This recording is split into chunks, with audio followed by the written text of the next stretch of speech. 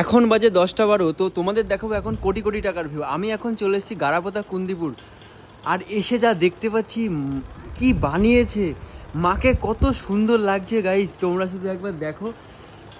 আর দেখো গণেশ, তারপরে এটা লক্ষ্মী, কার্তিক, সরস্বতী, ও কত সুন্দর। তো এটা গারাপোতা কুন্দিপুর শিল্পী সংঘ, আমি এখন এসছি। আর প্যান্ডেলটাও শুধু একবার দেখো কত সুন্দরভাবে একটা মানে হোটেল টাইপের বানিয়েছে। তোমাদের বাইরেটাও একটু দেখাবো। তো এই দেখো কত সুন্দর, তোমরা আসো,